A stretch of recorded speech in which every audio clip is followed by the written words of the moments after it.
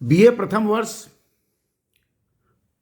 Political honours, political science के honours के प्रथम सेमेस्टर के विद्यार्थी। कल मैंने राजनीति विज्ञान के स्कोप पर बात की थी, उसकी परिभाषा पर बात की थी। आज मैं उसके महत्व पर बात आपसे करना चाहता हूं। राजनीति विज्ञान की सार्थकता को समझने की जरूरत होती है। राजनीतिक विज्ञान की सार्थकता को परखने की जरूरत होती है। राजनीति विज्ञान की सार्थकता को आवश्यकता अनुसार ढालने की जरूरत होती है। राजनीतिक विज्ञान की सार्थकता को अपने में समेटने की जरूरत पड़ती है। राजनीतिक विज्ञान की सार्थकता दो रूपों में देखी जाती है। एक तो राजनीतिक विज्ञान की सार्थकता, दूसरे राजनीतिक दर्शन की सार्थकता। राजनीति विज्ञान की सार्थकता को हर जगह स्वीकार किया जाता है। कभी कभी राजनीतिक दर्शन की सार्थकता पर प्रश्न चिन्ह लग जाता है, लेकिन राजनीति विज्ञान की सार्थकता को हर क्षण स्वीकार किया जाता है। आरजी गेटल ने हिस्ट्री ऑफ पॉलिटिकल थॉट में लिखा कि राजनीति विज्ञान पर यह आरोप लगाया जाता है कि व्यवहारिक परिणामों की दृष्टि से यह न केवल बंजर भूमि की तरह निष्फल सिद्ध होता है, बल्कि यह यथार्थ राजनीति के लिए विनाशकारी होता है। यह लिखा। बर्क ने कहा था कि राज्य के कुप्रबंधन का एक निश्चित लक्षण यह है कि इसमें लोग सिद्धांतों की शरण लेने को तत्पर रहते हैं। लेस्ली स्टीफेन ने कहा कि राजनीति दर्शन साधारणतः किसी नई क्रांति की संतान या आने वाली क्रांति का संकेत होता है। डनिंग ने लिखा कि जब कोई राजनीतिक प्रणाली राजनीतिक दर्शन के रूप में ढल जाती है, तब स्थिति आमतौर पर उस प्रणाली के लिए मृत्यु का संदेश देती है। जो सिद्धांत अपनी उपयोगिता खो चुके हैं, वे अक्सर प्रगति के राजनीति विज्ञान के प्रगति के रास्ते में बाधा बनते हैं। सब राजनीतिक सिद्धांत, पॉलिटिकल प्रिंसिपल्स, ऐसे हालात पैदा नहीं करते।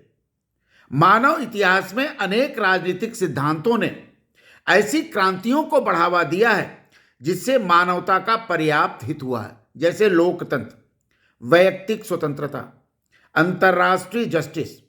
इस दिशा में राजनीति विज्ञान ने मानव के इतिहास को बदला है और मानव को मजबूत करने का प्रयास किया। राजनीति विज्ञान का महत्व, राजनीति सिद्धांत का महत्व या राजनीति विज्ञान का महत्व और तरीके से है। राजनीति विज्ञान का महत्व परस्पर सम्मान की दृष्टि से भी होता है। राजनीति विज्ञान का महत्व सहिष्णुता को प्रोत्साहन देने के लिए भी होता है, और सहिष्णुता को प्रोत्साहन देने के लिए राजनीतिक सिद्धांतों की रचना की जाती है, जैसे स्वतंत्रता, समानता, न्याय, सत्ता, लोकतंत्र और राष्ट्रीयता। मुसोलिनी ने राजनीतिक सिद्धांत के सही अर्थ निर्धारित करके इसके मुसोलिनी दुरुपयोग किया था। राजनीतिक सिद्धांत मुसोलिनी जैसे लोगों के दुरुपयोग को रोकने का भी काम करता है। इतिहास की व्याख्या और सामाजिक पुनर्निर्माण का भी काम राजनीतिक सिद्धांत और राजनीतिक विज्ञान करते हैं, जिससे इंटेलेक्चुअल एटमॉस्फेयर का जन्म होता है। अतीत के राजनीतिक चिंतन को जानकारी हमें वर्तमान राजनीति और अंतर्राष्ट्रीय संबंधों को समझने में भी सहायक होता है। राजनीतिक परिवर्तन को समझने में भी राजनीति विज्ञान के राजनीतिक सिद्धांत सहायक होते हैं। जैसे प्रबुद्ध लोग साहित्य, संगीत, कला के मर्म को जानकर अपने जीवन को सुरुचिपूर्ण बनाते हैं, वैसे ही राजनीतिक चिंतन, राजनीतिक सिद्धांत, राजनीतिक दर्शन और राजनीतिक विज्ञान का दर्शन प्राप्त करके अपनी सामाजिक चेतना को विकसित करना चाहते हैं। राजनीतिक विज्ञान में राजनीतिक सिद्धांत सामाजिक चेतना को विकसित करने का एक महत्वपूर्ण माध्यम हो जाता है। अपनी समस्याओं के समाधान के लिए बहुत कुछ मानव प्रकृति भी जिम्मेदार होती है, लेकिन नागरिक के दायित्वों, अधिकारों और न्याय के सिद्धांतों के बारे में जब निर्णय करना पड़ता है, तो राजनीतिक विज्ञान की जरूरत पड़ती है, राजनीतिक सिद्धांत की जरूरत पड़ती है। व्यक्ति और राज्य के परस्पर संबंध पर विचार करने के लिए हाब्स ने अपने विचार दिए, जॉन रूसो ने अपने विचार दिए, हीगल ने अपने विचार दिए, लास्की ने अपने विचार की दिए और राजनीतिक दायित्वों पॉलिटिकल ऑब्लिगेशन के विभिन्न आधारों को तय करने की बात की। प्रत्येक पीढ़ी को नया वाहन बनाने के लिए से पहले पहिए का आविष्कार करना पड़ता है। वैसे ही हमें अपने राजनीतिक तर्क पॉलिटिकल आर्गुमेंट प्रस्तुत करने के लिए नई कंसेप्ट, नई संकल्पनाओं, नए सिद्धांत को गढ़ना पड़ता है। जैसे अरस्तु ने दास प्रथा का समर्थन किया, लेकिन दास प्रथा का समर्थन बाद में उसका विरोध हुआ। दास प्रथा का समर्थन फ्री मैन ही के आधार पर किया गया और कहा गया सद्गुण ही ज्ञान है और दास में वह क्षमता नहीं पाई जाती। रूसो ने प्राकृतिक विषमता, नेचुरल इक्वलिटी की बात करके परंपरागत विषमता में जो अंतर था उसको स्पष्ट करने का प्रयास किया। इमैनुअल कांट ने प्रकृति ने किसी को भी दास, कांट ने कहा कि प्रकृति ने किसी को दास नहीं बनाया, प्रकृति ने सबको फ्री कर दिया, सबको स्वतंत्रता दी। जॉन रॉल्स ने न्याय के सिद्धांत को निर्धारित करने के लिए जिन वार्ताकारों, जिन नेगोशिएशन की कल्पना की, वे मनुष्य के बारे में कांट की संकल्पना का प्रतिनिधित्व करते हैं। मैकियावेली ने राजनीति और नैतिकता के बीच में दो दीवारें खड़ी की, उसे मान्यता नहीं दी जाती, परंतु कूटनीति के, डिप्लोमेसी के क्षेत्र में हम उसकी अनोखी सूझबूझ का लाभ उठा सकते हैं। हाब्स ने मानव प्रकृति का जो विश्लेषण दिया है उसी को हम ज्यों का त्यों स्वीकार नहीं कर सकते, किंतु उन्हें बुर्जुआ मानव, बुर्जुआइज मैन के व्यवहार का दर्पण मानकर पूंजीवाद के विश्लेषण के लिए अंतर्दृष्टि प्राप्त कर सकते हैं। लॉक के चिंतन में संपत्ति के अधिकार, राइट टू प्रॉपर्टी के दार्शनिक अवधारणा का विवरण देखने को मिलता है, जो उदीयमान पूंजीवादी व्यवस्था को सहारा देने के लिए जरूरी है। हीगल ने हमें नागरिक समाज, सिविल सोसाइटी के अंतर्गत राजनीतिक दायित्व, पॉलिटिकल ऑब्लिगेशन का जो आधार दिया वह आज भी सार्थक है, उसको स्वीकार किया जा सकता है। हर्बर्ट मार्क्यूज ने समकालीन समाज की समस्याओं के विश्लेषण के लिए उसका प्रयोग करते हुए तर्क दिया है कि आज पूंजीवाद के अंतर्गत राज्य पर नागरिक समाज का प्रभुत्व स्थापित हो गया। कार्ल मार्क्स के आरंभिक कृति इकोनॉमिक एंड फिलोसॉफिकल मैन्युस्क्रिप्ट में उन्होंने लिखा कि समकालीन संदर्भ में व्यक्ति और अर्थव्यवस्था के संबंध को मार्क्स ने प्रतिपादित करने का प्रतिपादन। मैकफर्सन ने लोकतंत्र की सार्थकता के लिए उसकी यही परिभाषा, उसकी अपनी परिभाषा दी और उसका समर्थन किया। जॉन रॉल्स ने लॉक के अनुबंधात्मक पद्धति को नए रूप में अपनाने का प्रयास किया। इस प्रकार आप देखते हैं कि तमाम चिंतक जो हैं वह राजनीति में, राजनीति विज्ञान में, राजनीतिक सिद्धांत में व्यक्ति और राज्य के संदर्भों को आगे बढ़ाने की बात करते हैं। तो राजनीतिक विज्ञान की जो सार्थकता है, राजनीतिक सिद्धांत की जो सार्थकता है, इन तत्वों को व्यक्ति और राज्य के संदर्भों को, व्यक्ति और समाज के संदर्भों को समझने के लिए सहायक होता है। राजनीतिक सिद्धांत का सरोकार राजनीतिक विज्ञान और राजनीतिक दर्शन दोनों से होता है। इसमें अनुभव मूलक कथन भी, इंपीरिकल स्टेटमेंट भी काम में आते हैं। सब मनुष्यों में निरीक्षण की एक जैसी क्षमता पाई जाती है, अतः हम अपने अनुभव से दूसरे के अनुभव को मिलाकर पुष्टि और सत्याग्रह कर सकते हैं। तार्किक कथन के रूप में हम तथ्य और मूल्य पर विवाद कर सकते हैं। सब मनुष्यों में एक ही तर्क बुद्धि पाई जाती है। हम अपने कथन और तर्क की कसौटी पर कसकर पुष्टि का सत्यापन कर सकते हैं। मूल्यपरक कथन, इवैल्यूएशन स्टेटमेंट, जिसमें शुभ और अशुभ, उचित और अनुचित का सम्मिलन पाया जाता है। यह व्यक्तिगत या सामूहिक निर्णय के विषय में इसकी जांच करने के लिए कोई विश्वसनीय विधि या अंतिम कसौटी नहीं है। वैज्ञानिक पद्धति के अंतर्गत प्रत्ययवाद के आधार पर भी उसको हम समझने का प्रयास करते हैं। प्रत्यक्षवादी सिद्धांत के आधार पर भी राजनीतिक सिद्धांत और तथ्य मूल विवाद को समझ सकते हैं। प्रत्यक्षवाद सिद्धांत है जो केवल वैज्ञानिक पद्धति से प्राप्त की जाती है और विश्वस्त और प्रामाणिक होती है। धर्म मीमांसी अवस्था में भी राजनीति विज्ञान को थियोलॉजिकल स्टेज के आधार पर भी हम राज्य की कल्पना राजनीति विज्ञान को समझने का प्रयास कर सकते हैं। तत्व मीमांसी अवस्था में भी हम राजनीति विज्ञान और राजनीतिक सिद्धांत को कसौटी पर कस सकते हैं। वैज्ञानिक प्रत्यक्षवादी अवस्था में भी हम इनवेरिएबल नेचुरल लॉ के माध्यम से परीक्षण ऑब्जर्वेशन कर सकते हैं, एक्सपेरिमेंट कर सकते हैं। काम्टे के अनुसार विज्ञान और दर्शन एक ही श्रेणी के ज्ञान है। काम्टे क्या कहता है? विज्ञान और दर्शन एक ही श्रेणी के ज्ञान है, जिसे धर्म मीमांसा थियोलॉजी और तत्व मीमांसा मेटाफिजिक्स से पृथक करके पहचान सकते हैं। यह भी राजनीति विज्ञान को कहा जाता है। विज्ञानों का जो श्रेणी तंत्र है, काम्टे के अनुसार विज्ञान चाहे प्राकृतिक विज्ञान हो, नेचुरल साइंसेज हो, या सामाजिक विज्ञान हो, सोशल साइंसेज हो, एक ही ढंग से विकसित होते हैं। परंतु सब विज्ञानों की विषय वस्तु एक जितनी जटिल नहीं होती। अतः भिन्न भिन्न विज्ञान भिन्न भिन्न समय पर अपनी प्रौढ़ता में अवस्था में पहुंचते हैं। इस तरह भिन्न भिन्न विज्ञान का प्राकृतिक और तर्कसंगत क्रम नेचुरल और लॉजिकल आर्डर से विकसित होते हैं। तो विज्ञानों के श्रेणीतर और विज्ञानों के गणित के आधार पर हम राजनीति विज्ञान को समझ सकते हैं।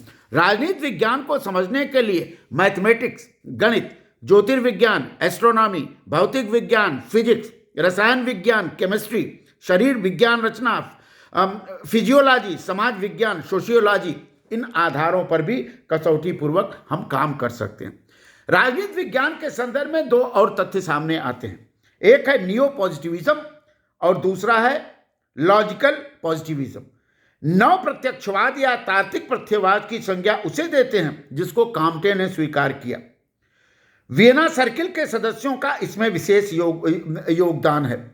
डी वेल्डन ने अपनी चर्चित पुस्तक वोकैबुलरी ऑफ पॉलिटिक्स में के अंतर्गत वेबर की इस मान्यता को दोहराया कि कोई भी राजनीतिक दर्शन अपनी अभिरुचि का विषय है। कोई व्यक्ति अपनी अभिरुचि बता तो सकता है, परंतु उस पर तर्क वितर्क करने में कोई फायदा नहीं होता। दूसरा है तार्किक प्रत्यक्षवाद। वियना सर्किल के महत्वपूर्ण भूमिका निभाने वाले एक संप्रदाय का मानना है जिसमें मोर्टिस श्लिक जैसे लोग हैं। उन्होंने ये कहा कि स्पेकुलेटिव फिलॉसफी के आधार पर तार्किक प्रत्यक्षवादियों के आधार पर हम राजनीति विज्ञान और राजनीतिक सिद्धांत को कसौटी पर कर सकते हैं। पोस्ट बिहेवियरिज्म के आधार पर राजनीति विज्ञान के क्षेत्र में वह आंदोलन जो 1959 से डेविड स्टन 1917 के आह्वान से शुरू होता है, इसमें राजनीतिक व्यवहार के अध्ययन के लिए वैज्ञानिक पद्धति, साइंटिफिक मेथड के प्रयोग में कोई ढील नहीं दी जाती, परंतु मूल्यों के साथ फिर से सरोकार स्थापित करने का समर्थन करता है। तो राजनीति विज्ञान को इसलिए विज्ञान माना जाता है कि उसकी पद्धति वैज्ञानिक है। प्रत्येक नया सिद्धांत अपने पूर्ववर्ती सिद्धांत का उन्नत रूप होता है और किसी घटना के संबंध में यह नवनीतम सिद्धांत मान्य होता है जो पुराने सिद्धांतों को अमान्य कर देता है। मूल्यपरक कथन के बारे में तीन प्रकार की संभावनाएं होती हैं। एक संभावना मूल्य व्यक्तिगत अधिमान्यता है। दूसरा विचारधारा के संदर्भ में राजनीति विज्ञान को कसौटी पर कर सकते हैं। तीसरा परस्पर विरोधी मूल्यों और विचारधाराओं का उपयुक्त विश्लेषण करके वस्तुपरक तथ्य ऑब्जेक्टिव ट्रुथ का पता लगाने की कोशिश करते हैं, जिसे कार्ल मैनहाइम ने इसे स्वीकार करने की बात किया। इसी के साथ साथ राजनीति विज्ञान में ह्रास पर भी, उसके पतन पर भी बात की जाती है। 1953 में अमेरिकी राजनीतिक वैज्ञानिक डेविड स्टन ने अपनी बहुचर्चित कृति the political system an inquiry into state of political science में यह दावा किया कि राजनीतिक सिद्धांत की गहन प्रतिक्रिया में उसमें गिरावट आ रही है। राजनीतिक सिद्धांत को वैज्ञानिक आधार पर स्थापित करने के लिए चिर सम्मित ग्रंथों और राजनीतिक विचारों के इतिहास की परंपरा से मुक्त कराना जरूरी है। स्टन ने लिखा कि मार्क्स और जॉन स्टुअर्ट मिल के बाद कोई महान दार्शनिक नहीं पैदा हुआ, अतः पराश्रितों की तरह एक शताब्दी पुराने विचारों के साथ चिपके रहने से क्या फायदा।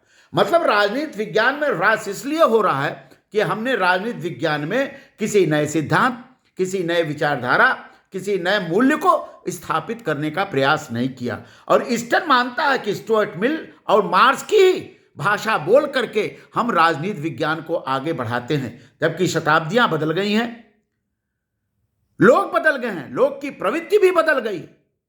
और इन बदलती हुई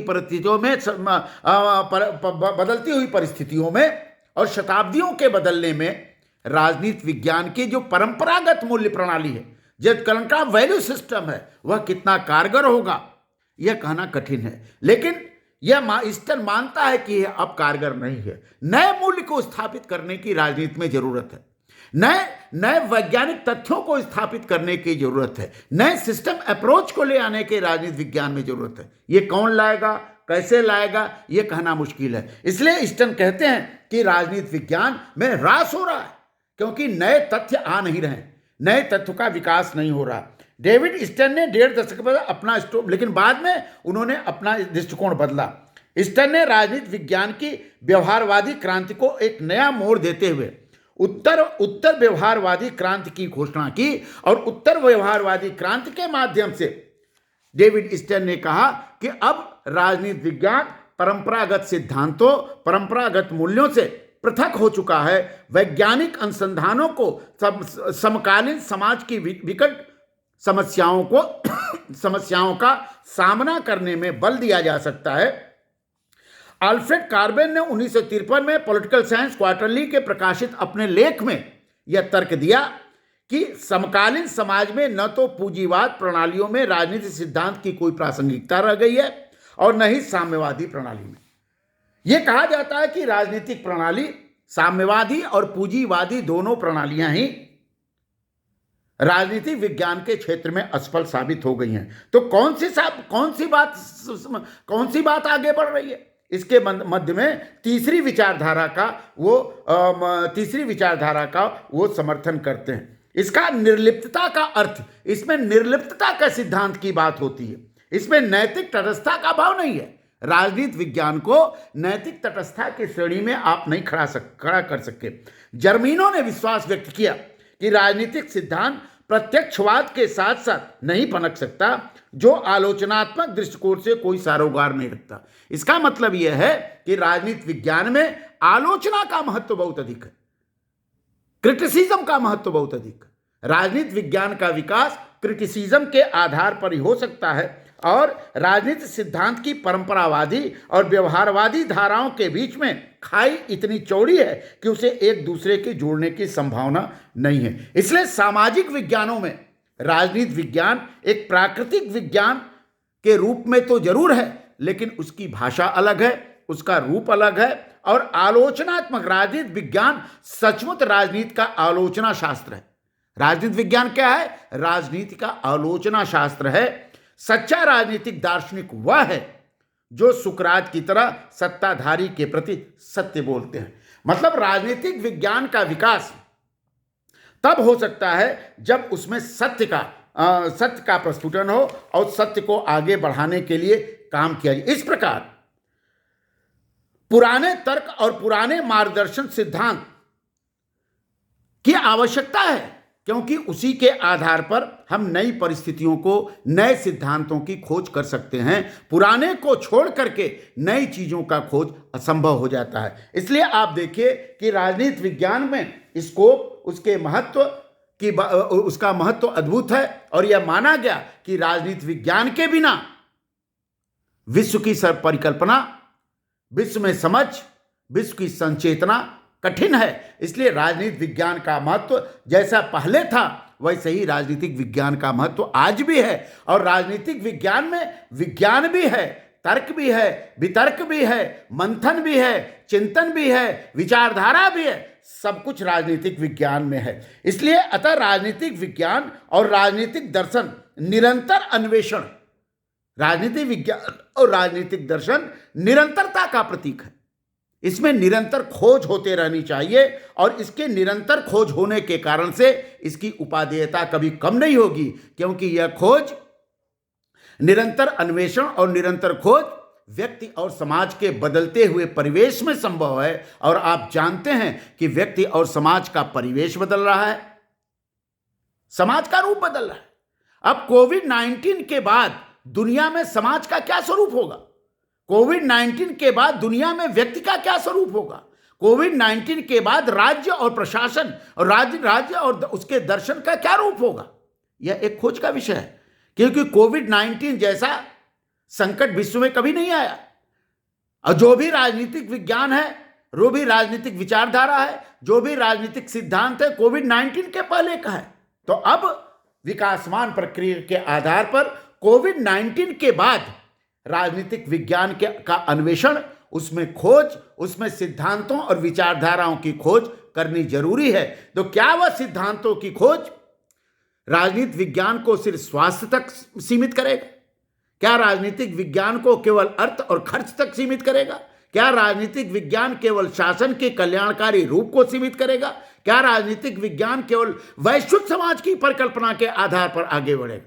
यह एक सवाल है कि कोविड 19 के बाद एक तरह से आप देखिए कि दुनिया में वैश्विक समाज की स्थापना की ओर कदम बढ़ा है।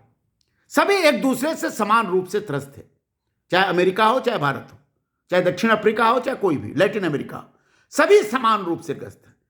और सभी समान रूप से ग्रस्त में मानव को इस बात का बोध हुआ है कि एक वैश्विक समाज की रचना होनी चाहिए, और उस वैश्विक समाज की रचना में दुनिया का हर राष्ट्र मानव के प्रति संवेदनशील हो, मनुष्य के प्रति संवेदनशील हो, और राज्य और उसकी संस्थाएं, उसकी विचारधाराएं, उसके अप्रोचेस मानव को केंद्र बिंदु मान करके चले। तो ये नया अन्वेषण है। तो राजनीति विज्ञान में यह अन्वेषण होंगे, आज नहीं कल नए ढंग का अन्वेषण होगा, और वह अन्वेषण राजनीति विज्ञान के महत्व को आगे बढ़ाएगा, उसकी निरंतरता को आगे बढ़ाएगा, उसके प्रति लोगों की रुचि को आगे बढ़ाएगा। यह आवश्यक होगा। तो मैंने आपके सिलेबस में राजनीति विज्ञान का डिफिनेशन, नेचर ऑफ स्कोप बता दिया। अब मेथड और अप्रोचेज में जो ट्रेडिशनल और मॉडर्न अप्रोचेज हैं, इस पर कल हम आपसे बात करेंगे। कल हम आपको राजनीति विज्ञान में ट्रेडिशनल और मॉडर्न अप्रोचेज पर अपनी बात रखूंगा।